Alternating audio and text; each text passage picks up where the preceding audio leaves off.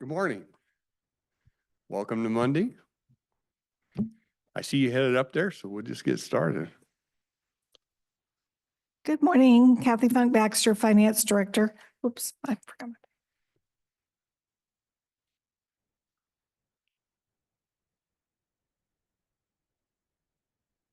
We have the financials for the review for corrections and offender services. And so if we want to bring those up.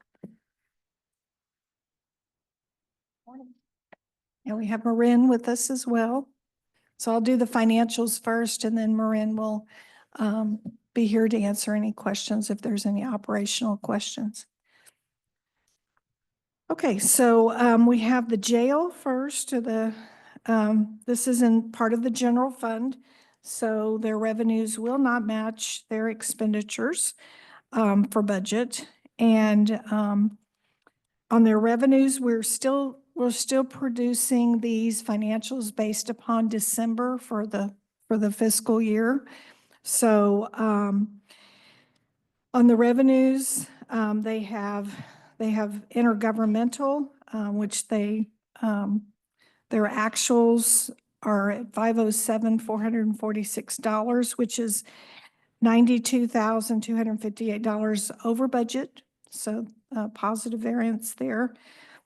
On their goods and services, this is primarily where they bill other cities. And so their budget is $1,639,000. We're currently at $1,364,046. So we're under budget there, but we still have some outstanding billings for some of the cities, and we anticipate that those will be accrued and those will be booked by our auditor's office. But are those just cities within our county, or we don't Yeah. deal with like Rainier or St. Helens or anything like that? That's correct. All the local cities that could also include Department of Corrections. Okay. Yeah, and they have contracts with us. Miscellaneous, have a positive variance there. It's over budget by $2,913. And other financing sources is primarily this account, this department billing the behavioral mental health tax and getting reimbursed. And so the budget was $1,315,039. We're currently in receipt of $1,113,970. So we still have a few final invoices that haven't been processed yet.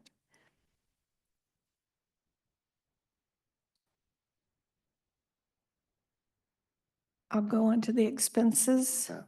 And that basically pays for the call it MAT or whatever that is. That what that pays for? It's part of the medical Yeah. services.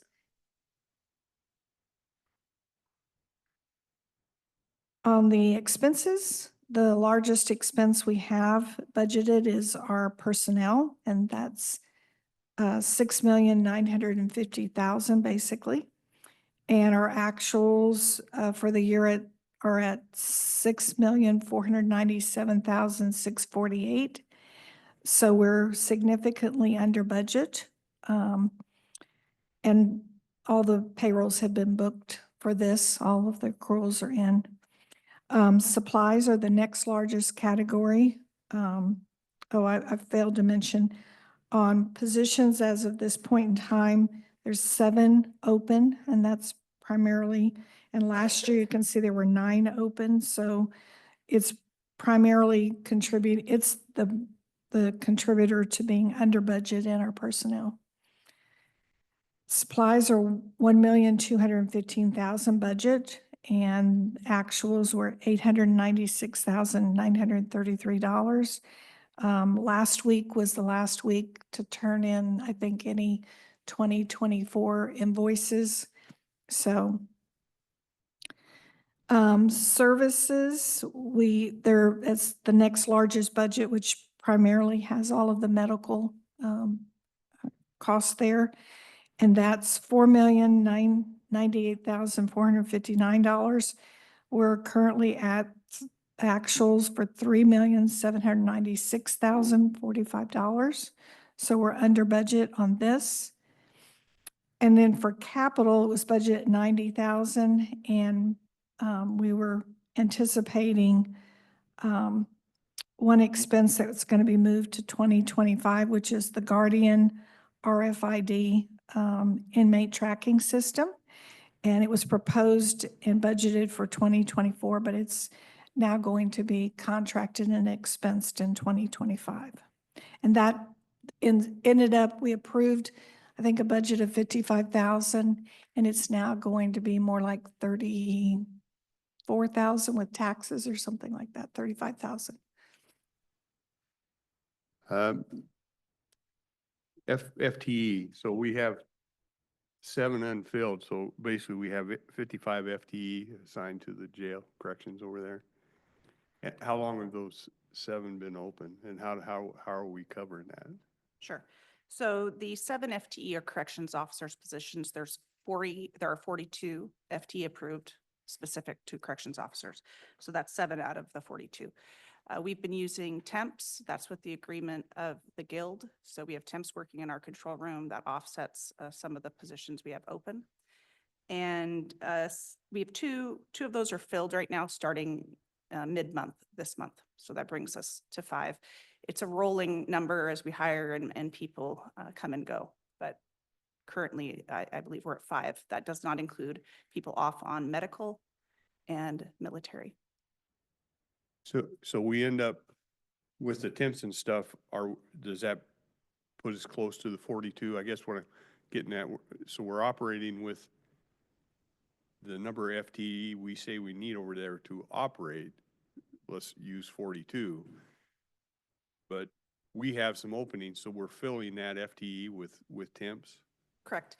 And then beyond that, filling it with overtime. So the temps are first, and then as overtime comes up as the positions, as our shifts are short, then we're filling that with overtime and then forced overtime if necessary. So we have strict minimum staffing levels. If it's 13 on day shift, it's 13 on day shift. We have to have that many people to operate that day. And much of those numbers are based on court needs, Monday through Friday during the day. Right. Okay. Do you know, Kathy, how much we've spent on overtime? No, I don't know, but I can get you that number that what we've spent for 2024. Yeah, would you mind? I guess it kind of, we found it in juveniles a little different animal. I'm not trying to compare you two here, but we found that they were using overtime. It was an ungodly amount, right? Right. So I'm trying to just look and kind of gauge what we're using over here to get this done. Sure. And as we fill overtime and process our payroll, we every overtime is connected to a vacancy or a reason. So we audit it that tightly. Why is that person here specific to they're covering for this specific person that's off or this specific vacancy? Yeah. Okay. Okay. Thanks. Marin, real quick. So of those FTEs, are those actual FTEs that need to be filled positions, or do you have like 2 that you are not planning on, filling that you left in the budget? No, the 42 is what we need to operate. That's what we base our schedule on for the year. So those 7 are actual Positions that need to be filled. That's correct. So it brings it has a number of 55. So we have 42 corrections officers, I think 6 supervisors. 6 sergeants, 3 clerks, Okay. and 1 kitchen manager. Gotcha. Okay.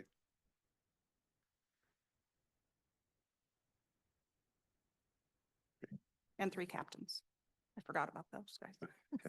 Don't forget the They'd be mad, captains. yeah. Okay, I'll go now. Next, I'll go on to offender services. I think that's the next one that you have. Okay. So on offender services, again, this is part of the general fund. So our revenues do not equal expenditures. Intergovernmental, there's a budget of $78,000 and actuals are 51,178. So we're under budget on this revenue. This is intergovernmental revenues. I have a footnote that says these are made up of illegal dumping revenue through the Department of Ecology, and as well as driving impaired revenue that flows through the court system. And we don't anticipate that we're going to hit our revenue budget for that category For 24. for 24. And on that one, prior year actuals were basically $53,000. Don't really have any control over this one. Right. Anyway, right? I mean, Well, we've it depends restarted, on what ecology does or the courts does. we've right. restarted in custody work crew. So with COVID, it was a very strange time with work Oh. crew. So we've made some changes with work crews So that you get began some it. reimbursement. in when you have August. a crew out? Well, it allows us to work for the cities and the school districts, which is what we've done in I the got you. past. But when we didn't have in custody work crew, the numbers were so unstable that we weren't able to fulfill those contracts. So I do anticipate we will see more revenue for 25. Gotcha. And then we have goods and services at 75,100, and we're currently at 67,400. So we're slightly under budget there. And then we have miscellaneous, so we're not going to make budget on miscellaneous. That was at $5,000.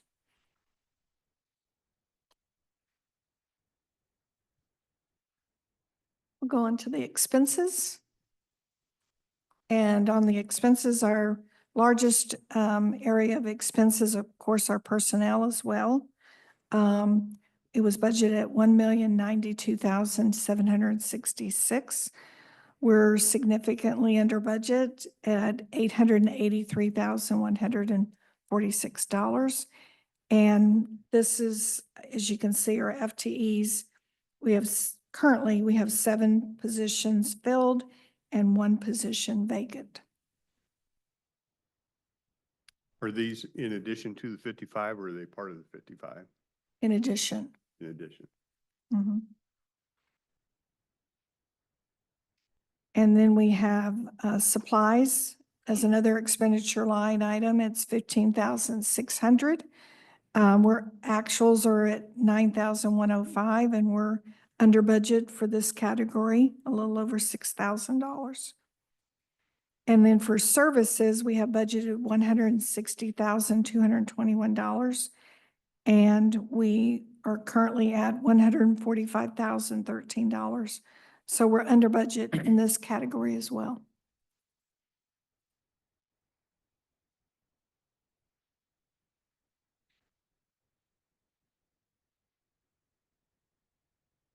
The next set of financials are for jail concessions.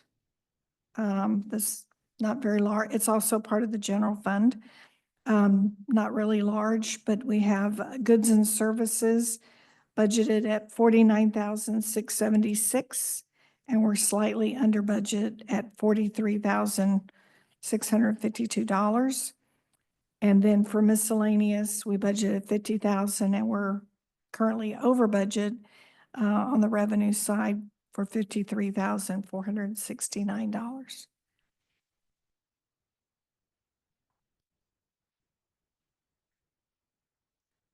And then for the expenses, we had budgeted 70,000 for supplies, and we're at $48,420, so we're under budget. And then services, we had budgeted 18,400, and we're also under budget on this category. Our actuals are $3,725. So we anticipate being under budget in this area for the year for 2024. What exactly makes up jail concessions? Sure. So these are funds the county receives from our phone system and commissary.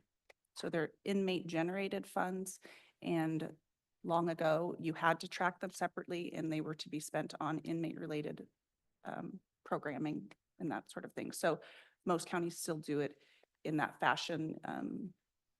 We use the funds generated from that for things like clothing for the inmate trustees, work crew items, and things like that that benefit the inmate population. And I just got that overtime number, 2024 jail overtime cost was 641,000.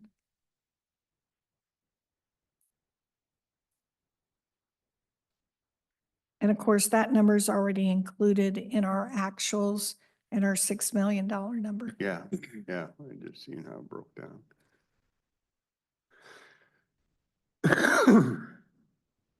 So it's a little less than 10% of the budget. And that's higher than normal. That's Yeah. probably higher. And than that's just overtime, then is the temp is, then it's an additional from That's correct. there.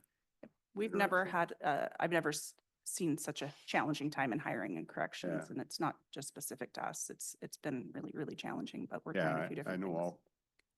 Yeah. all counties that I hear Yeah. talk about the same thing. I just,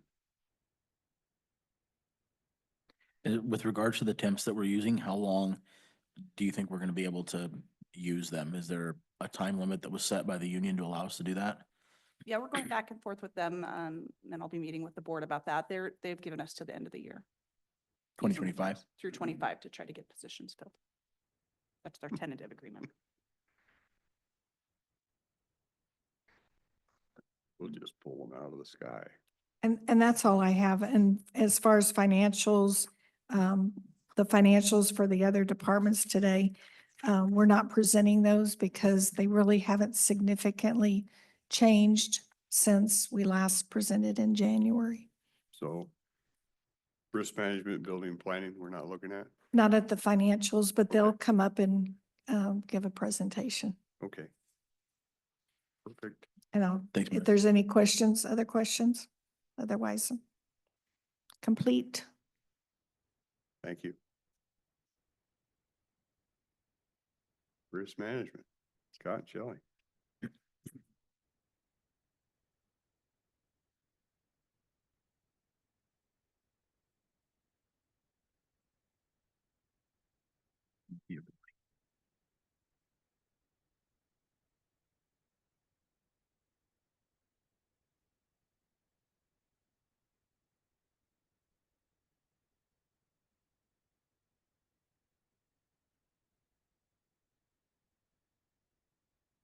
Good morning. Happy February. February 3rd already. Yeah, already. Already. Well, here we go. Our February presentation. Some annex building updates. We finished the mitigation, moving into renovation and construction of this project. Facilities and IT are reviewing the site for any upgrades or needs that we'll have prior to the restoration of the building, but everything's going smoothly. And I forgot to introduce myself, Shelley Pierce, Risk Manager. Scott Killian, Risk Analyst. Sorry about that. And then our admin and annex building, like we stated last month, our alarm panel is severely outdated. So we've come up with a new alarm procedure until we have a new panel that can do individual codes for each staff member. So we've created a shared document for Fridays for when we have Friday staff on site, so that we're no longer having false alarms on a regular basis. There's a sign in and sign out sheet on SharePoint. And if you have any questions, just contact us. Last weekend was the first weekend we've had 0 false alarms. So it was a You didn't have win-win. any commissioners trying to break in? No one coming in, forgetting stuff, which is to be understood, yeah. And then Safety Committee. Safety Committee, we are reestablishing by the end of Q1 for 2025. We are going to do a Safety Committee for the Admin Annex Museum WSU building and plan to have a Safety Committee established by the end of Q1. All departments are welcome. We're also doing an HOJ Safety Committee, which will be established separately. We'll be meeting once a quarter to review any safety and risk needs that we have for the county as well. Any questions so far? Okay. Turn it over to our workman's comp expert. Thank you.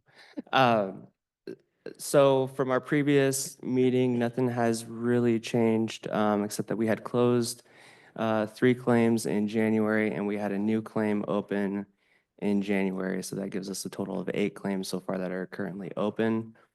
We had closed out a claim from 2015. And then we had just opened up a new claim from 2022. It was an older claim that was reopened from a previous injury. So right now we're sitting at 8. And next slide, please.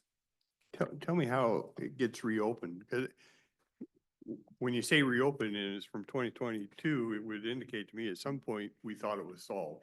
Yeah. So what triggers that? In this particular claim, they had surgery in, they got injured in 2022. And then they had surgery in 2023. And it gets closed after it's been ruled out that there's no other issues and that they're able to return to work. But claims can be reopened. If they have issues and they go to a doctor and the doctor is seeing that there's damage done to the injury or they're having pain, they can get reopened. And that's for any claim. So So evidently, they thought they had it covered, but then they're still experiencing something that the doctor is telling us it's related to the Mhm. initial injury. correct. Reopened claims from last year are actually, they're pretty rare from, we only had one that was reopened. This one, this person is getting looked at with an independent medical evaluation as well. So it's, we get secondhand opinion on these to make sure that we're doing the correct active response to these claims. And we do want these closed out as well. So surgery is likely for this person again. Okay. Any other questions on this? This is a year January comparison from our previous 5 years. Between the ranges of 1 and 4, and for opening of claims in January and closed in January. Nothing really surprising from this month compared to the previous years.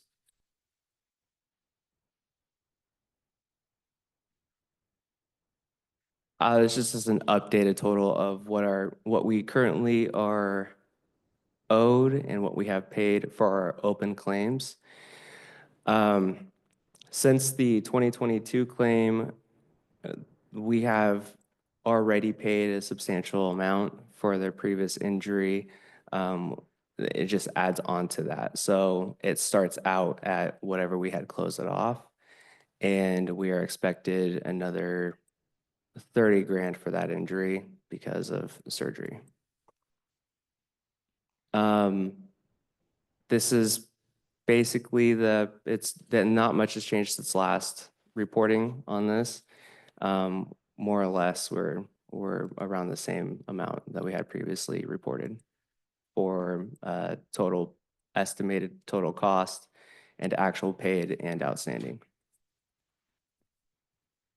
Our total outstanding is the exact same for 23 and 24.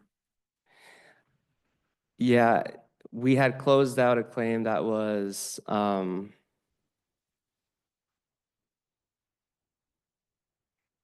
yes, because these claims, this is just for open claims. So whatever we had paid, if nothing had changed between 2023 and 2024, nothing's changed. Oh, so the total outstanding column isn't necessarily reflective of each individual year. Correct, Okay. yes. Yeah, these are just the claims the years are I'm sorry, I'll clarify this a little bit better. The years are when the claims are opened. So In 2024, we had, those 6 were opened in 2024. The 1 claim in 2023 and the 1 claim in 2022. So these are currently the open claims that we have that we are dealing with now. So in the claim in 2023 is the same as, Kathy's saying that. oh, yes, there is a mistake on this, actually. Yeah, because there is a mistake. Yeah. And the total doesn't reflect the correct number on the outstanding either. Okay. I will have to get back to you on that one and get you some updated numbers. Yeah, this is wrong. Apologies.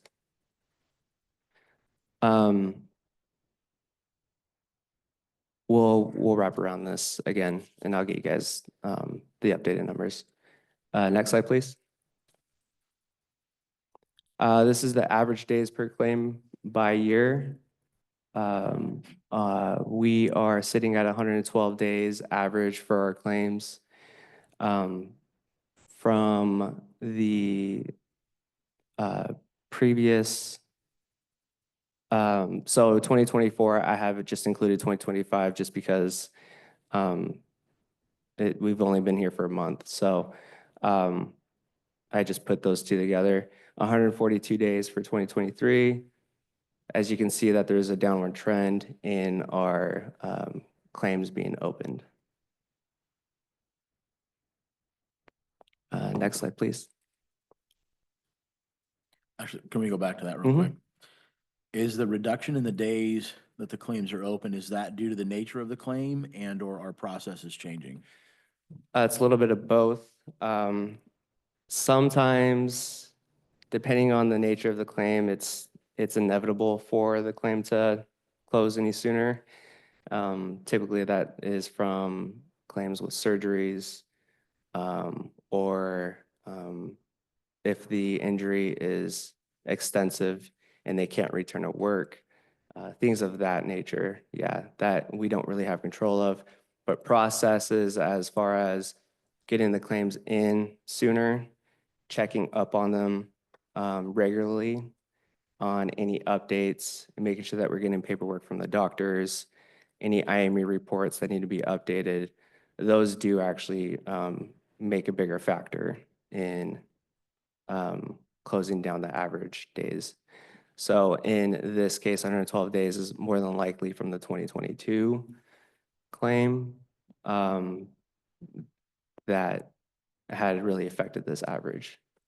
We also meet with our claims representative team monthly to review each claim individually so that we're tying up any loose ends, any Q&A. So they're able to process their end, their paperwork much faster too, because we have open lines of communication with that partnership.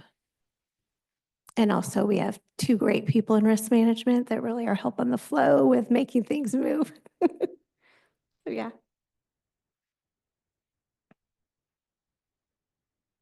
So we're improving on the variables that we can control. Yes. Yeah. Since 2025 it just opened, so far we've only had 1 claim that was opened in 2025. $328 was that claim. That number obviously is going to keep going up for however many more claims we open with.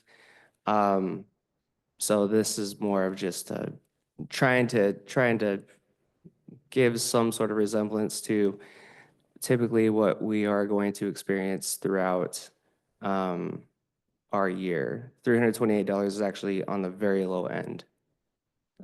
This claim actually was closed pretty fast. So we're expected to be above the average of 2024. We had previously thought that number is going to be between 10 and 11,000 per claim for 2025. And that's due to the rising cost of, Rising cost of insurance and health and medical costs.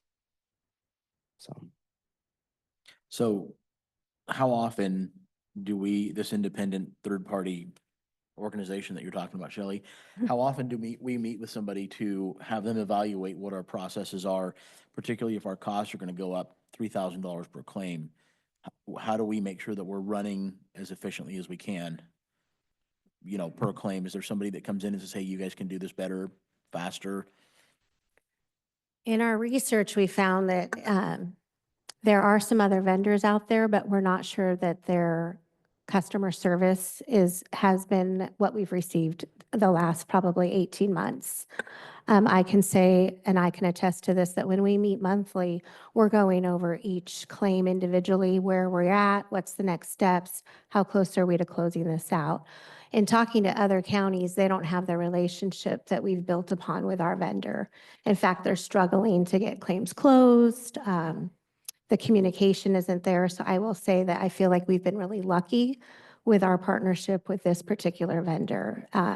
Anytime we have a question or concern, they're Johnny on the spot to communicate to us. If they don't know the answer, they're going to do their research and get back to us.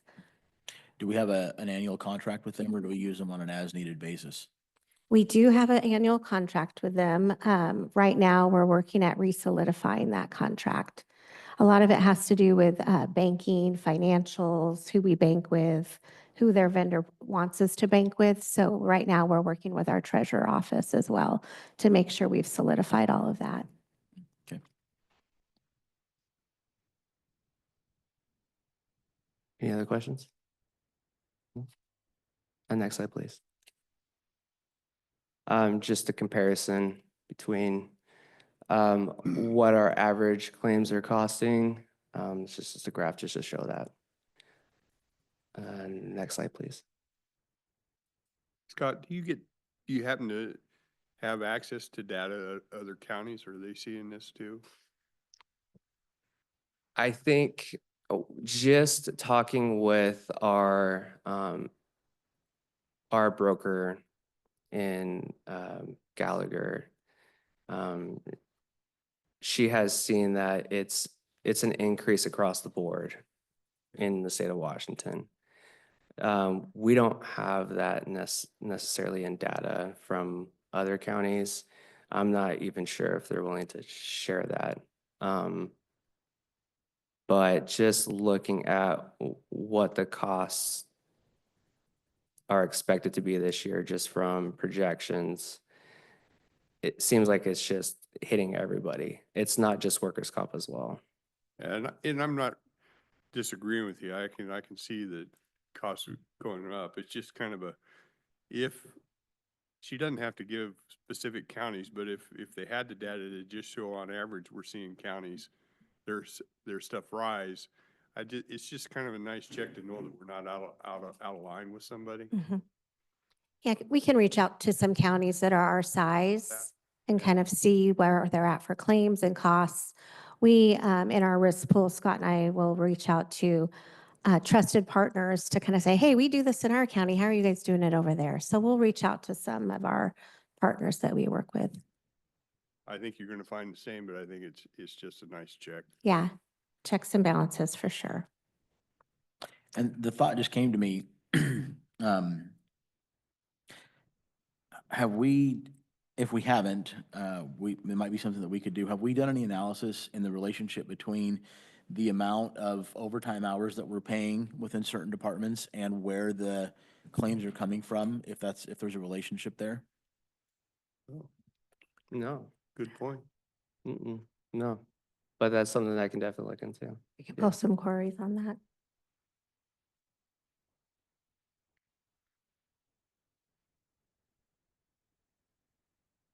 Okay, yeah, I can definitely make that.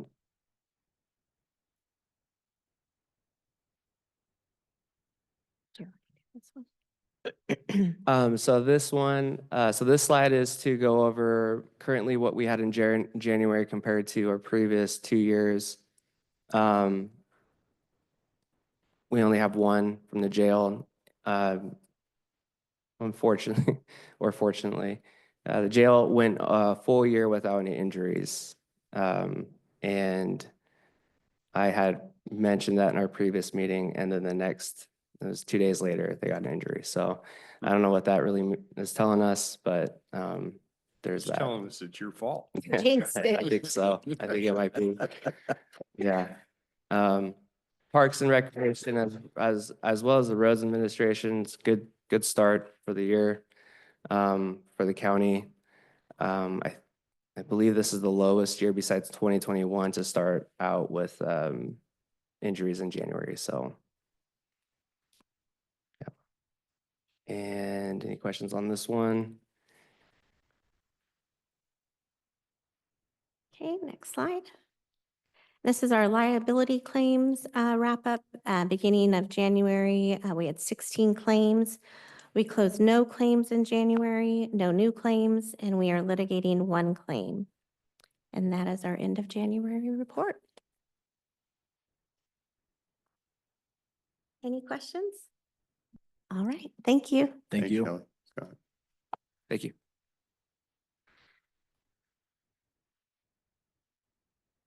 Building and planning.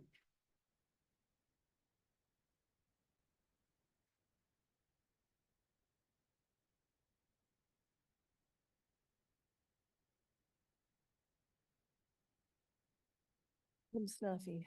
Sorry. Good morning, Commissioners. Tracy Jackson, Building and Planning. I've got Doug and Mike and Adam here. We are coming here to look for board support. We have, shall we say, beaten the horse to death when it comes to private roads and some options that we have. We have had 9 BPAC meetings, Building and Planning Advisory Committee meetings. We have 16 draft versions that we've worked on, beaten down, looked at sentences, looked at every kind of possible way we could move forward to minimize costs to applicants, to lessen development standards. So the common homeowner type developer can save and reduce some costs. I thought that was very important. So what we're coming here today to look for board support is taking the county engineer out of the equation for the short plats. Those are land development up to 4 lots. So that would be what we're looking for in moving forward today. Currently, the county engineer signs off on all of the short plats. The 3rd lot of any short plat or any driveway triggers a private road standard. We're trying to raise that to the 5th lot, so then it does not hit private roads. The easement width currently is 60 feet. The loan design weights are higher. Design speed, the criteria is higher. Currently, the surface width has to meet a minimum of 20 feet, and we're looking to even possibly reduce that down to 14 feet. We're following the PA's guidance.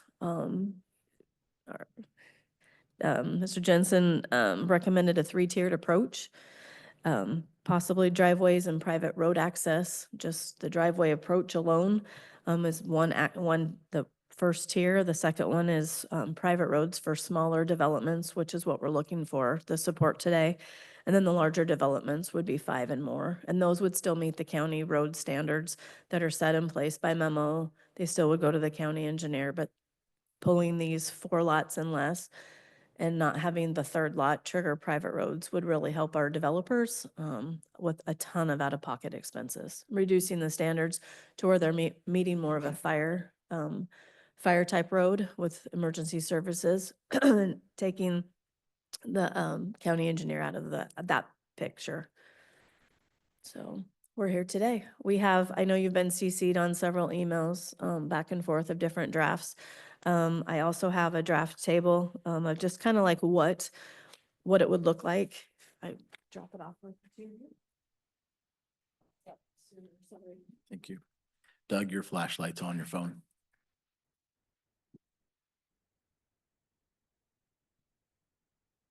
I think that the big piece is taking any liability to her license off the table. That That that's is a- correct. That's a big piece. That is correct. So with, And With moving that up so it's 5 instead of 3, yes, that's a little more lenient. It really kind of started with 2 sisters that were wanting to build, and to get the road, they were getting a bill of like $90,000 to fix this. Yep.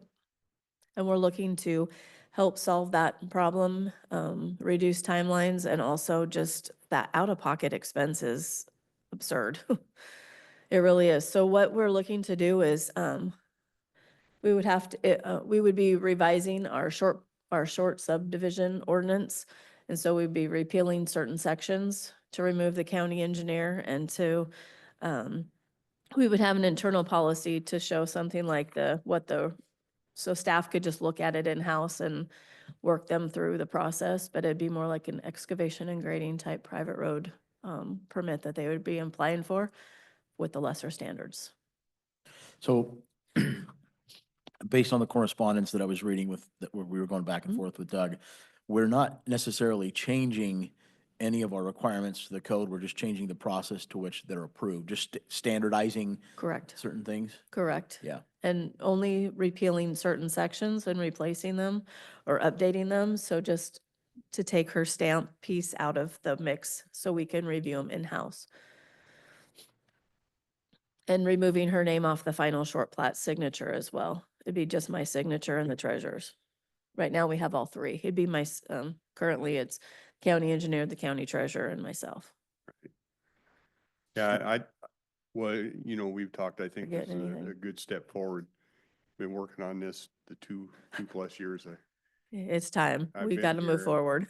And we finally, we thought we had something and then we didn't. And now we're adding this D and taking her license out of the question on it. And we're finally making a little bit of headway. I think there Hope so. still are the things that BPAC wants to look at, but this solves a lot of the, I don't know, a lot. It solves some issues that I hear most frequently for the small, Yep. just like the two sisters wanting to build Yep. houses or something of that nature. So. And pardon my ignorance on this as I'm learning it, but is this going to help play into the fact that with the state's new legislation that they're passing with regards to timeframes on permits?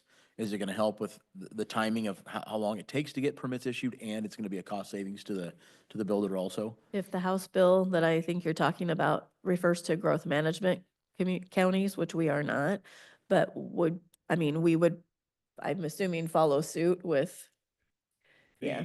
Yeah, the courts have generally treated non-GMA counties, or what are now called partially planning counties, as generally being under the same guidelines for permitting timelines as GMA counties.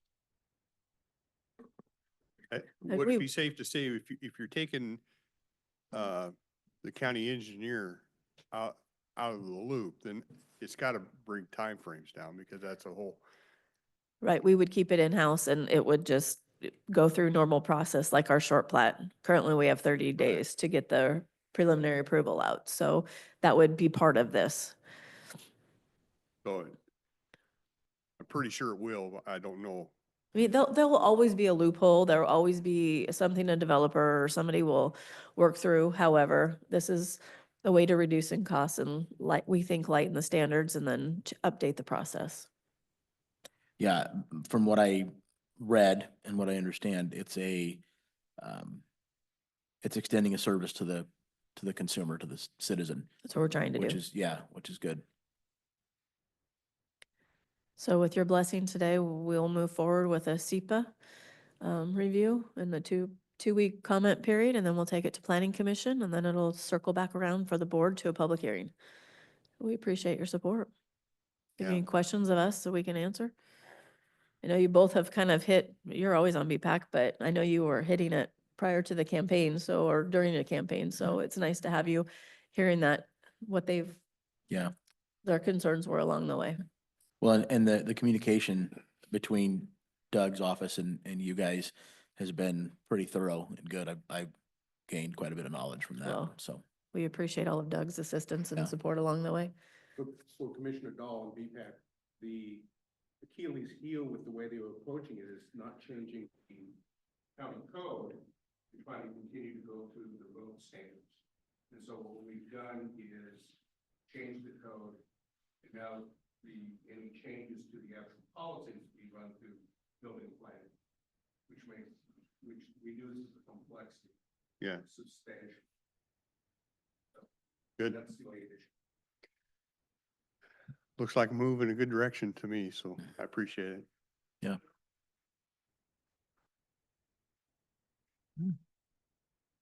Thank you.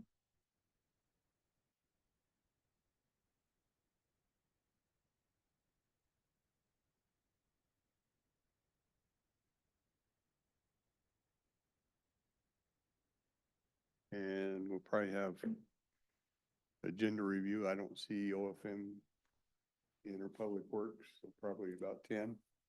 Okay. We can take a recess till they show up.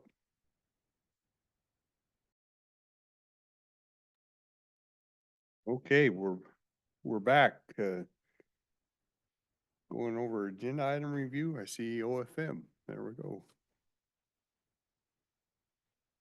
Kathy Funk Baxter, Finance Director. I have on the agenda for tomorrow, consent agenda, for amendment number 3 to the agreement with Security Solutions Northwest. This is the firm that's putting in door access and security cameras at the Hall of Justice. And unfortunately, they're still not complete. So we need to, number one, extend the contract date because the last amendment had them expiring January 31st. And so we want to update that to be now February 28th. And then we also had some additional work that was unforeseen related to mounting some of the cameras on the exterior of the building, elevating them higher so that we can see over the trees and see the parking lots better and things like that. So, and then intercom at the main entrance. So just various different items. But in total, the contract will now be $351,576. And we have sufficient funding through grants, contributions from facilities and IT. There were 2 grants, phase 1 and phase 2. So we have sufficient funding. That includes an estimate that's not to exceed that amount. It includes an estimate for overtime, and I believe we'll be under that amount when everything's said and done. But just to be on the precautionary side, that's the total amount of the amendment. Kathy, how much more is that than the First Amendment extension? Yeah, so the very first contract was, the first contract was a little over 200,000. And then we came in and did an amendment for 240,356. So it's about a little over $110,000 more than the original. But like I said, the original was just based upon the first grant from the state, which was like 117,000 of that total. And then they gave us an additional grant, which I think that grant was, whoops, I have my number here.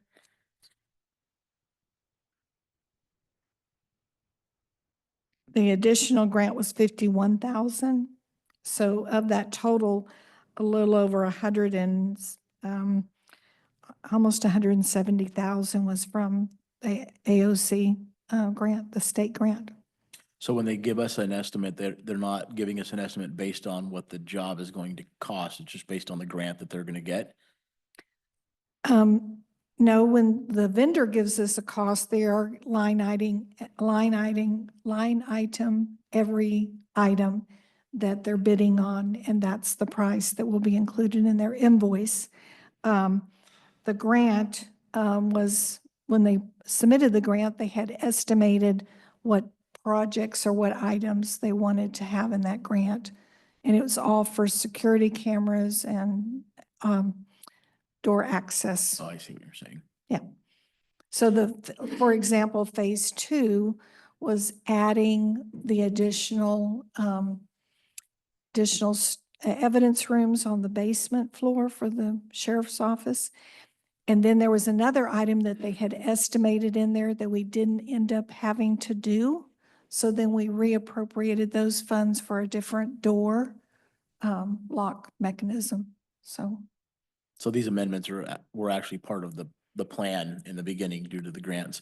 And is this extension that we're doing to February 28th, was that one also planned?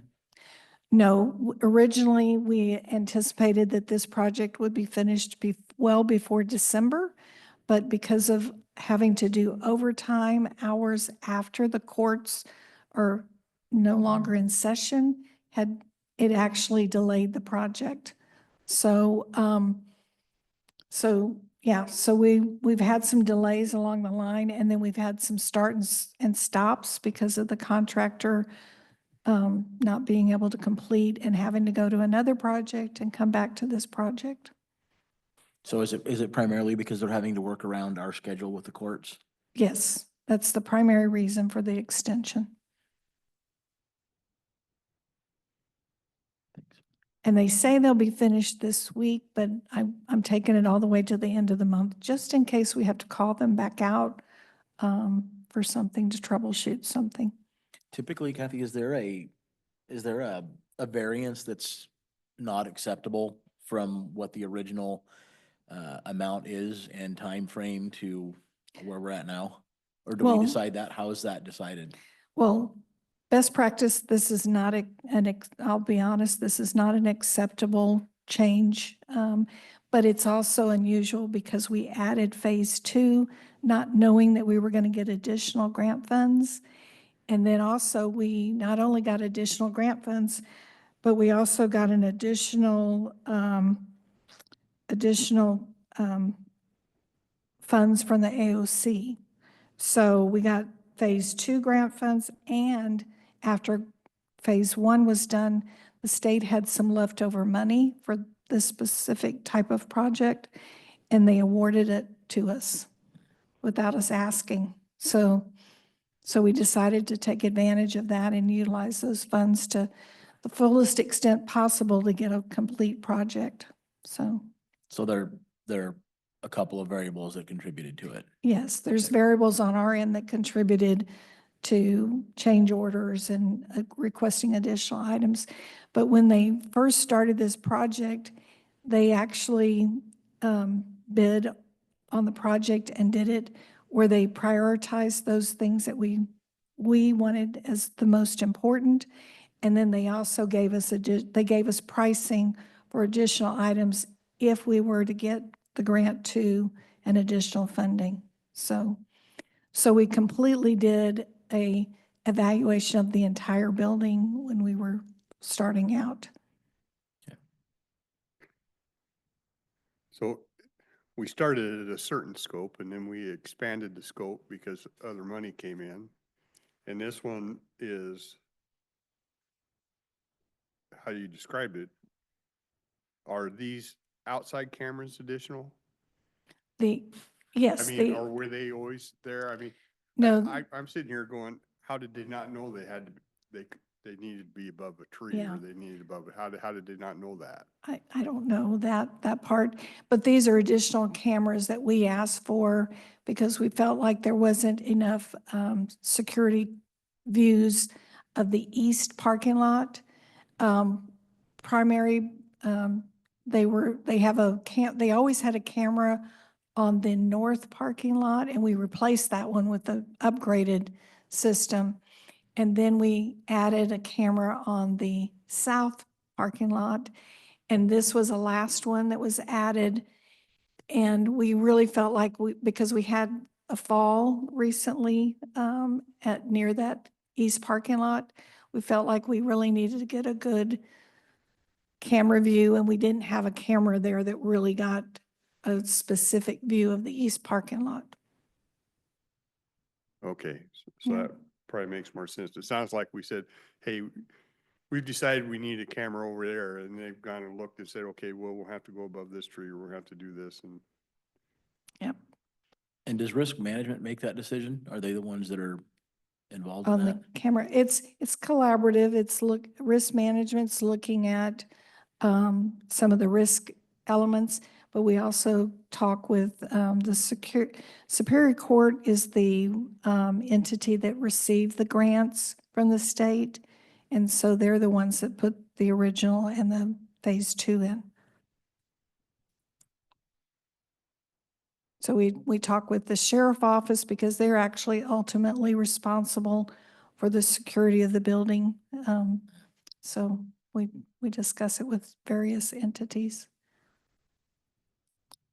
And But we the think this is the last records, time we're gonna see this thing? this is the last time I'm coming here on the Hall of Justice security cameras. We'll know that next week though, right? Right, right. Ian shows up and says, I'm here for Kathy. Yeah, somebody else, I'll send somebody else. But, so for example, at the, entryway, we had a telephone previously. It's a 24/7 operation there because your records office is, working. And if someone comes after hours, they would come in the vestibule, pick up a phone, device and be connected to records in order to let them in. Now, instead of a phone, we have an intercom. It's now mounted to the outside of the building. So no one has to come in. We don't have to leave the vestibule open 24/7 any longer. So everything's on the outside of the building. And we added some additional cameras to facilitate that intercom and just making sure who's there is legitimate. So those are the kinds and we consult with that department that's wanting those services.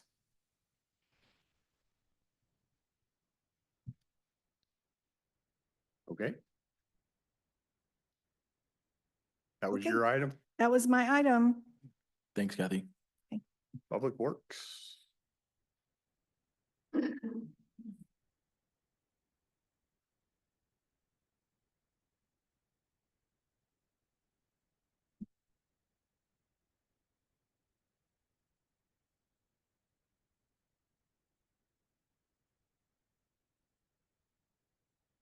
Morning, Commissioners. Sean Morning. Rowe, Public Works.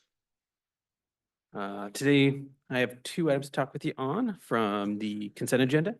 Item number 2 is a completion letter with Peak Environmental for the relocation of monitoring wells at Tenant Way Landfill.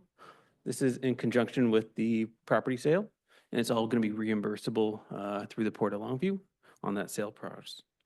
Those are in place, completed, and we're still moving forward with that sale process. And then item 3 here is an agreement with Core Solutions for the on-call electrical services. I don't know if you recall, a few weeks ago, we awarded that, and this is just the contract following through on that. And this is up to $100,000 on an as-needed basis.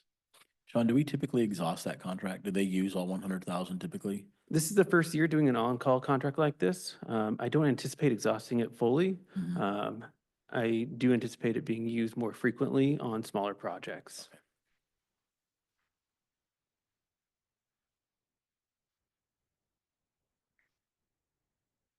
Any other questions for me? I'm good. Thank you.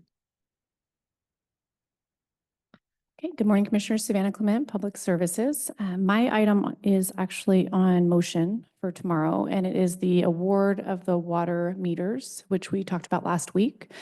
I have my same handout from last week, and no additional changes. I think that the amount is, will be much higher in this award than the actual contract amount, but of course, that contract will come in front of the board as well. So unless there's other questions? No.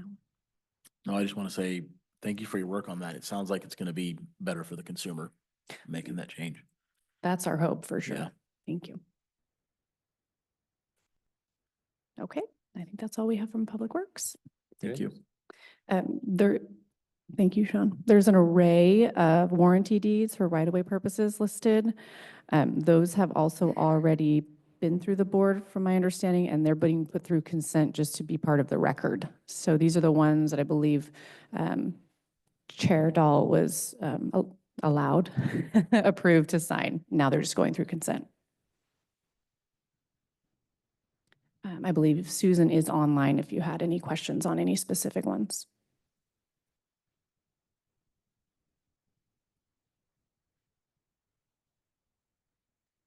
Oh, I don't.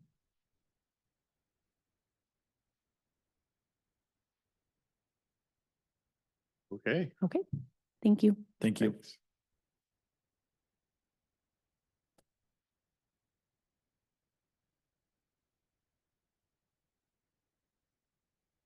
I don't see anything else for agenda. Jessica's here. You want to just, we have some executives.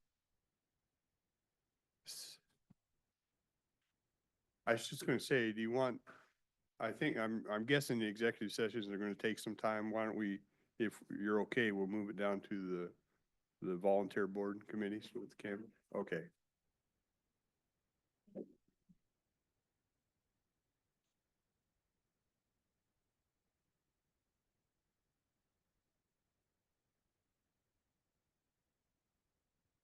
Good morning, Commissioners. I am Kim Bocut with the Cowlitz County Event Center, and this is a new item on the agenda that I have not participated in before because I don't think we have done it. So the volunteer boards and committees, I was just asked to talk about the fair and the rodeo boards. Is that Yeah. correct?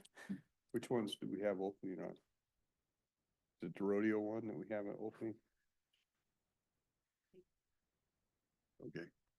I don't believe we have an opening on either board right now. It I is think your we fault. had a renewal, but it came in last week. Okay. So we need to approve Bill Murray's redoing that. And which one was he on? Bill's on the rodeo board, and he's been a 40-plus year member of the rodeo board. Yeah. I think what we're just looking at is to what, we have all these and what are we asking them to do? Correct. And I Okay. think that's kind of what we're looking for. Sure. And we could go on hours and hours about the fair and rodeo because who wouldn't want to, but I won't. The fair board is a full board right now. Both boards help with the production of the fair and the rodeo. They used to be, the rodeo board used to be it was a subcommittee of the fair board, but the rodeo kind of took on a life of its own, and so they have their own board. They meet, they have two different meetings. The fair board meets the first Wednesday of the month at 6 o'clock. Both of these meetings are open to the public, by the way. And then the rodeo board meets the last Tuesday of the month at 6 o'clock. Both meetings are at the event center and open to the public. The fair board is an advisory board. Both boards are advisory boards. They are involved in the production of the fair and the rodeo. We always appreciate people with kind of a business mind that can help us from a high level, but also that don't mind getting their hands dirty and helping out with different aspects depending on what their strengths are. The rodeo board is, they spend a lot of time at the rodeo grounds. They are doing welding, they're digging ditches, they're fixing equipment. They do a lot of different things over there. So they're a little bit more of a hands-on board than the fair board is, but again, that just depends on who the board members are. The fair board is full now, and we have some newer members that are real go-getters, so it'll be interesting to see what's coming up. In the past, when people have applied, I'll usually send over their application if I get it and give a little bit of history of, if we know the person or not. It's always appreciated when people that apply actually come to some of the meetings or they've had some sort of involvement in the fair and the rodeo, and most people do. How many people sit on the rodeo board? It's 11 on the 11? rodeo board. And so that was so it used to be On board, huh? so we have a 7-member fair board, I believe, or it was 9, but they left the rodeo board larger because at the time when they divided them, the rodeo, it was a committee at the time and it was so large and they didn't want to ask people that had been on there for decades to step off. So they made the board as big as it was at that time. But it is a large board. And they actually help with putting on a rodeo? They do. Because I know the one gentleman is always out there with the tractor and they're doing different things. Yep. I should have brought we have a list of jobs. And at the beginning of the season, everybody kind of sits down, looks at the jobs and says, I'll take that, I'll take that. But we have anywhere from maintenance of equipment, working the ground. We have what's called a shoot boss that kind of helps the animals moving in and out. We have an arena director that helps with that works with the grand entry folks and the announcer and the scoreboard. So lots of different, there's a sponsorship person that helps with sponsorship. Kim, is there someone from your department that's represented on those boards? I go to both meetings. Miley Walker Cook in our office is our fair and expo coordinator. So she's the liaison mainly with the fair. So if they see a need, and I'll just talk about a little bit what we talked about last year when I was out there at it. Some, I don't know if you want to call it grandstands, but seating behind the chute, something. Does that start with them? And then if you wanted to pursue it, it would come through you? Correct. If it's volunteer work, because they have a lot of ideas, they meet monthly and they have, here, they just had their January meeting. So they said, okay, let's start compiling our list of what we want to get done for the rodeo. And they start, okay, well, and the nice thing about this board is that when they have ideas, it's not, hey, we had this idea, Kim, can you and your staff take care of this? It's, okay, we need to get this done. Their idea this year is they want to create some box seats in the beer garden. And there was never an ask of what can the county do for us or what can your department do for us? It's, we want to do this. Okay, so we have a connection with this company and this company. Let's see if we can get some equipment donated. Let's see what we can do. And they're just a buzz amongst themselves, which is really nice with that board. The fair board has had some changeover in the last few years. But again, we have a really robust fair board now that's really got a lot of ideas and kind of organizing those ideas to move forward. So I'm excited with that too. So this gentleman that's up for renewal, I'm guessing we want to keep him. Yes, please.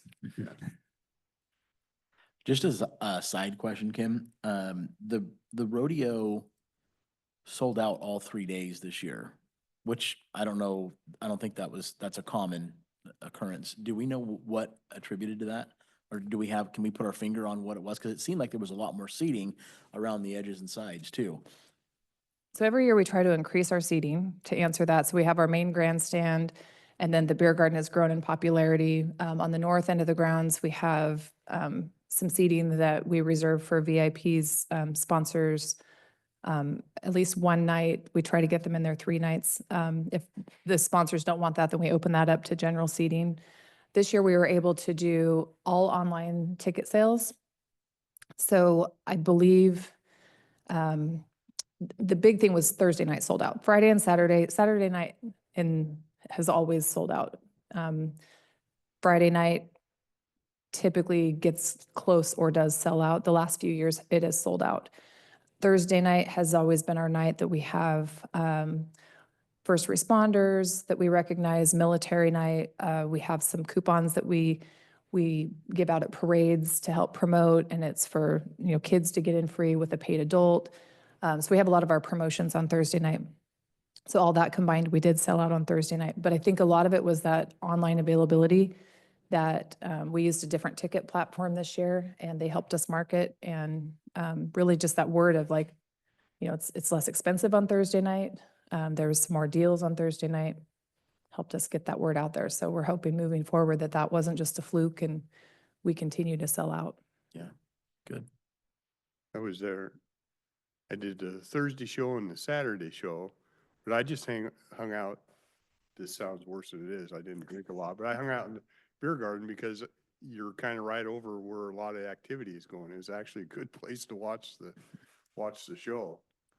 Yeah. It is one of the best places to watch the show. And that's just been since COVID that was created, the beer garden end. And there are a lot of people that stand there just to watch it and not necessarily They're drink. But bringing in their lawn chairs and they filled up the whole front. So I see where they get the box seats from. They can make a little money off of that. Mhm. Anyway, I think we're okay with renewing the guy. Yeah.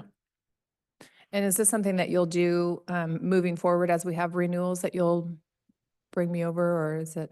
Well, Is it a I new don't know if you'll process? need to come over every time. I mean, you're certainly welcome, but I think these first few times, you know, when I came on, I guess what I can tell you where this generated, when I come on, I started getting these sheets of people, these committees, and I'm going, what do these things do? What do we want these committees to do? So and to this day, until you sit here, I didn't really know you had that many on rodeo and what their function was and what they tried to do. So I think it's just helpful for us to know, what do we expect these committees to do? So when we're putting people on there, we kind of have an idea where you want it to go.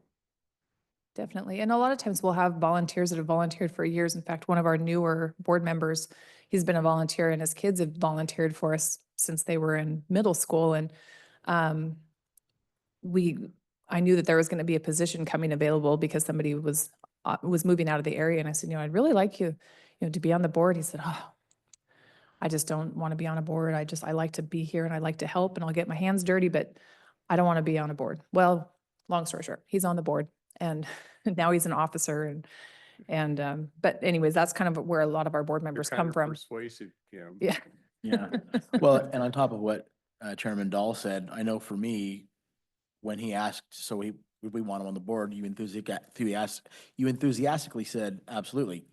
Whereas if you would have said, sure, because I don't know these guys from Adam, so I'm really relying on your input to whether or not we want this individual on the board. So just by your response is a good thing for me to see. Yeah, So and I appreciate it. having input, because I do work directly with them and we do have different positions. And so, Mhm. Well, that's why I asked if you had representation from your department on those boards so that we could get an idea as to whether or not we want to renew this person's, board membership. definitely, Yeah.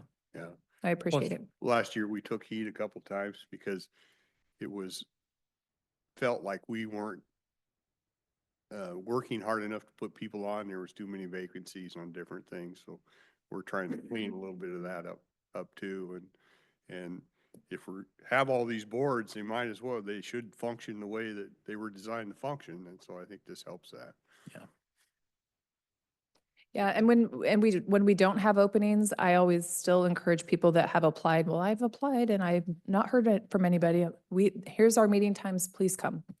You don't have to be a voting member because there are very few things that we actually vote on. It's just a lot of discussion and we love people's input. Yeah. So, And that's a great point, because I think all of these committees are public meetings if you have an interest in that area, you don't have to be on the board, but you can participate and you can comment and do all that. I don't think people realize that or think they have that ability. yeah, if we get calls during fair, after fair, or why don't you do this? Or why don't, or online, even when we see comments, I always invite people, please come to our meetings. We want to hear, your ideas or your thoughts. And, we can't help everybody because, everybody wants free rides and everything free, and we can't do that. But they could, if they have ideas to help us with sponsorship to maybe cut the cost of some of those things, we're open to those. So. Okay.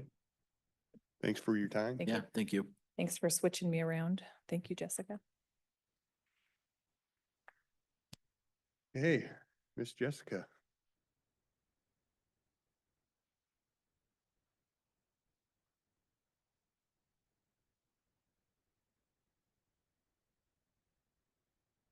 Good morning, Commissioners. Jessica Warren, Human Resources. I do have a few requests today.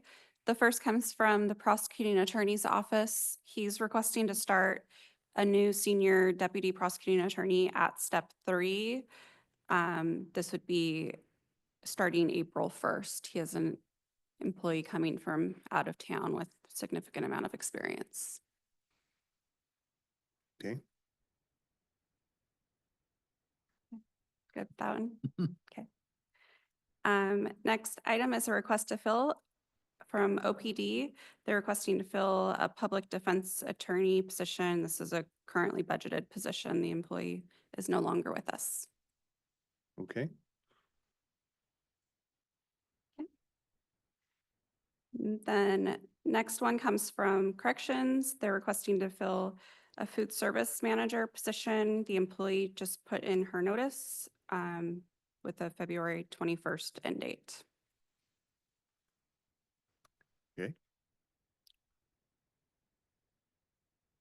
And then the last request to fill I have comes from Public Works. It's an operator one at Kalama Shop, along with any domino effect. The employee has already put in his notice and is leaving town.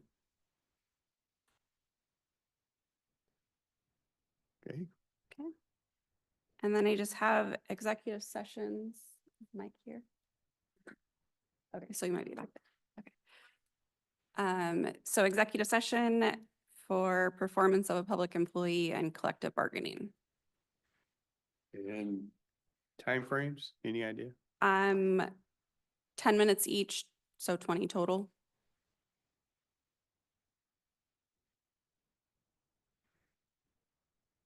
Okay, so we'll go into executive section for performance of a public employee, 10 minutes, and collective bargaining, 10 minutes. Okay.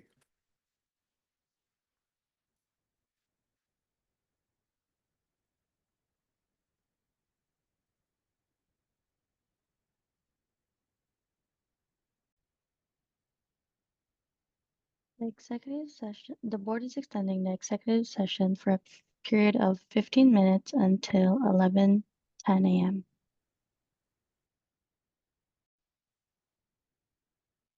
The board is extending the executive session for a period of 15 minutes until 11:25 a.m. Okay, back from executive session, no decisions rendered. I'll turn it to Jessica. Jessica Warren, Human Resources again. I have a few more items to request. The first comes from Public Works, and it's to reclassify one of their water sewer operators to a water sewer foreman, which would include a salary grade change to 290, which is a 5% increase. Okay, Then the next item is to reclassify their survey manager from salary grade 560 to salary grade 570, which is a 5% increase. The employee will be taking on additional duties and some more direct reports. Okay. And then the next item is the request to fill an engineering manager position at salary grade 605.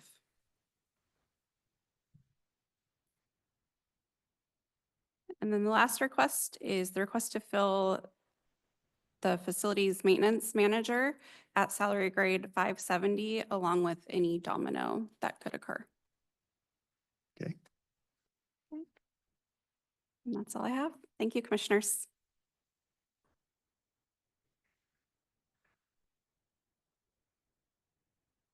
And I have down here risk management. Do we have we need an executive session for potential litigation? Any idea on time, Shelley? We're requesting 10 minutes for review and acceptance. Okay. So we'll go back into executive session for potential litigation, estimated 10 minutes. Okay, we are coming out of executive session after being updated on a matter of pending litigation and a potential settlement involving our Washington County's risk pool insurer. No decisions were made. The board is authorizing Kathy to sign off on any documents associated with any such proposed settlement. So with that, I would call for any miscellaneous stuff. We all good? Okay. No other business that I see, we will adjourn. Thank you.